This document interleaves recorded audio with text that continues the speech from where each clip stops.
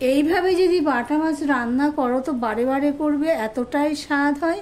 ভিডিওটি স্কিপ না করে পুরোটা দেখার অনুরোধ রইল। নমস্কার বন্ধুরা, আপনারা দেখছেন কুকিং হাউস অফ অনিমা। দেখতেই পাচ্ছ এখানে বাটা মাছ নিয়ে নিয়েছি।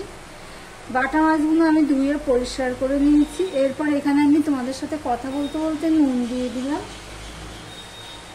দিলাম হলুদ। নুন হলুদ দিয়ে আমি বাটা মাছটাকে ভালো করে মাখিয়ে নেব। নুন হলুদ দিয়ে মাছটা মাখানো থাকলে কি হবে, ভালো হয়, নুনটা একটু মাছের মধ্যে ঢোকে। সম্পূর্ণটা আমি দেখো ভালো করে মাখিয়ে নিয়েছি। এবার আমি এটা 10 থেকে 15 মিনিটের জন্য রেখে দেবো, ওয়েট করবো আর কি 10 থেকে 15 মিনিটের জন্য। এদিকে দেখো কড়াই বসিয়ে দিয়েছি। কড়াইটা গরম হয়ে যাওয়ার পরে আমি এখানে সর্ষের তেল দিয়ে দিলাম।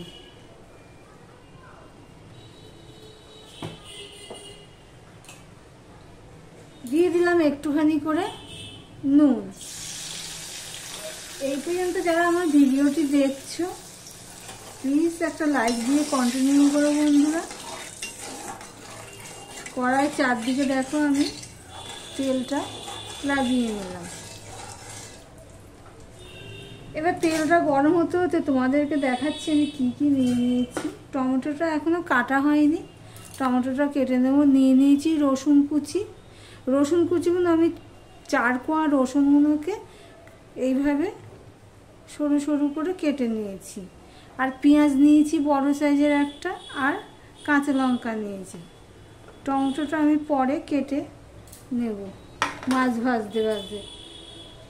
তেলটা গরম হয়ে গেছে, এবার আমি একে একে মাছগুলো ভেজে নেব।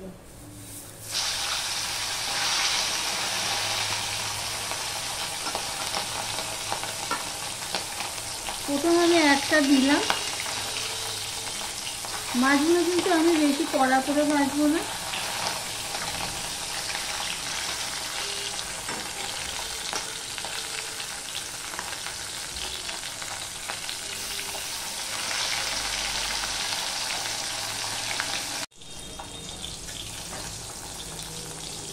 দুটো মাছকে আমি উল্টে পাল্টে ভেজে নিয়েছি। এবার এই মাছ দুটোকে আমি তুলে নেব।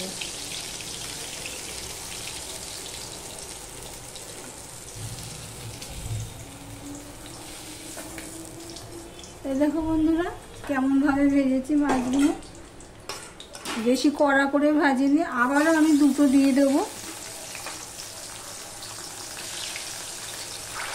দেখো সমস্ত মাছগুলো আমার ভাজা হয়ে গেছে, তুলেও নিলাম।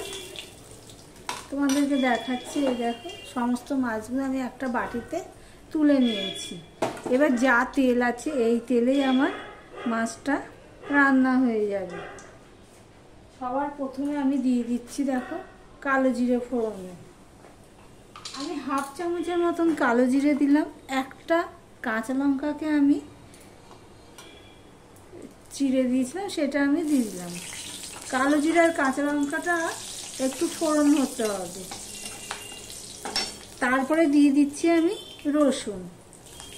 প্লিজ ভিডিওটি সাবস্ক্রাইব করে পাশে থেকো বন্ধুরা। এবার দিয়ে দিচ্ছি আমি পেঁয়াজ টুকু। আমার ভিডিওটি যদি ভালো লেগে থাকে প্লিজ লাইক কমেন্ট শেয়ার করে দিও। আর যারা নতুন বন্ধু ভিডিওটি দেখছো এখনো পর্যন্ত সাবস্ক্রাইব করোনি তাদেরকে বলবো সাবস্ক্রাইব করে পাশে থাকার জন্য। কালো জিরে, কাঁচা লঙ্কা একটা দিয়েছি, পরে কাঁচা লঙ্কা দেবো, আর পেঁয়াজ। এটা আমি ভালো করে ফোড়ন হতে হবে। আমি অল্প একটুখানি করে নুন দিয়ে দিলাম, তাহলে পেঁয়াজটা মজে যাবে। এই পর্যন্ত যারা ভিডিওটি দেখছো লাইক দিতে ভুলে গেছো, চট করে একটা লাইক দিয়ে কন্টিনিউ করো। দেখো পেঁয়াজটা সাথে আমি নুনটা ভালো করে মিশিয়ে দিয়েছি। তেলটা দেখো কিন্তু আহামরি দিইনি। আজকে তো রান্না করবো, তোমার হয়তো বলাই হয়নি, সর্ষে পোস্ত দিয়ে বাটা মাছের ঝাল করব। দেখো বন্ধুরা পেঁয়াজটা মজে গেছে, দেখতেই পাচ্ছে। পেঁয়াজটা মজে যাওয়ার পর আমি দিয়ে দিচ্ছি একটা টমেটো কেটে রেখেছি, সেই টমেটোটা আমি দিয়ে দিই। টমেটোটা নরম হওয়া পর্যন্ত আমি অপেক্ষা করব। টমেটোটা নরম হয়ে গেছে, দেখতেই পাচ্ছ। এবার আমি দিয়ে দিলাম আর একটুখানি নুন। এবার আমি মশলা অ্যাড করব। আমি হাফ চামচের মতন হলুদ দিয়ে দিলাম, হাফ চামচ আমি জিরের গুঁড়ো দিয়ে দিলাম, হাফ চামচ আমি ধনের গুঁড়ো দিয়ে দিলাম, লঙ্কার গুঁড়ো দিয়ে দিলাম হাফ চামচের একটু বেশি, যেহেতু এটা ঝাল হবে সেই জন্য লঙ্কার গুঁড়োটা একটু বেশি দিলাম।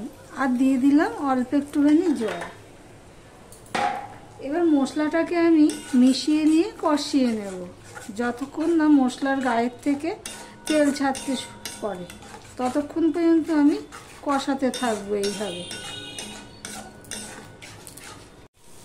দেখো বন্ধুরা, মশলার গায়ের থেকে তেল ছাড়তে শুরু করেছে। যেহেতু তেলের পরিমাণটা এখানে কম আছে সেই জন্য একটু বোঝা কম যাচ্ছে, কিন্তু দেখো কড়াইয়ের থেকে আলগা হয়ে গেছে। আর এ দেখো, এবার এই অবস্থায় আমি দিয়ে দিচ্ছি জল।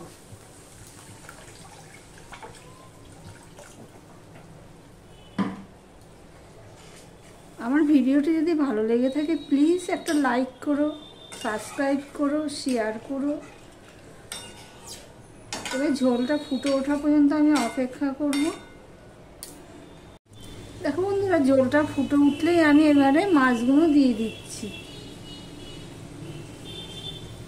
যেহেতু হাই হিটে দিয়েছি সেই জন্য আর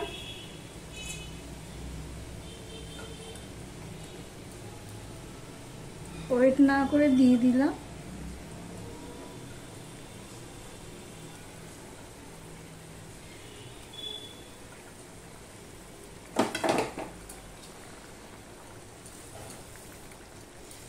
এবার আমি 5 মিনিটের মতন মিডিয়াম টু লোতে রেখে 5 মিনিট আমি রান্না করে নেব। দেখো বন্ধুরা, আমি 5 মিনিট রান্না করে নিয়েছি মাছগুলো দিয়ে। এবার আমি দিয়ে দিচ্ছি সর্ষে পোস্তর পেস্ট। সর্ষে পোস্তর পেস্টটা যার যার পরিমাণ অনুযায়ী দেবে। কেউ যদি একটুখানি বেশিভাবে ঘন খেতে চাও সেই হিসাবে দেবে, আবার কেউ যদি একটুখানি কম খেতে চাও ঘন সেই হিসাবে দেবে। তা আমি আমার পরিমাণ মতন দিয়ে দিলাম। আর দিয়ে দিচ্ছি আমি কাঁচা সর্ষের তেল একটুখানি।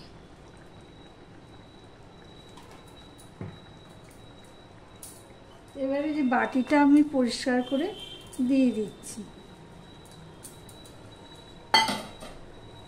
এবার দেখো আমি সম্পূর্ণটা কিভাবে মিশিয়ে নিই, কারণ নাহলে তো মাছগুলো ভেঙে যাবে, সেইভাবেই মিশিয়ে নিতে হবে। এইভাবে যদি একবার বাটা মাছ রান্না করো তো বারে বারে করবে, এতটাই স্বাদ হয়। এবার আমি দিয়ে দিচ্ছি 3টে কাঁচা লঙ্কাকে চিড়ে রেখেছিলাম সেটা। সর্ষে পোস্তর পেস্ট আর কাঁচা সর্ষের তেল দিয়ে আমি প্রায় 2 মিনিট আমি রান্না করে নিয়েছি। এইভাবে আমি একবার নেড়ে দিলাম।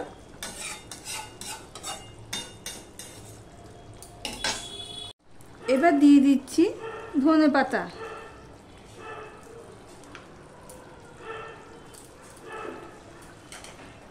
ধনেপাতাটা দিয়ে আমি একটুখানি কয়েক সেকেন্ড আমি একটু ফুটিয়ে নিলাম।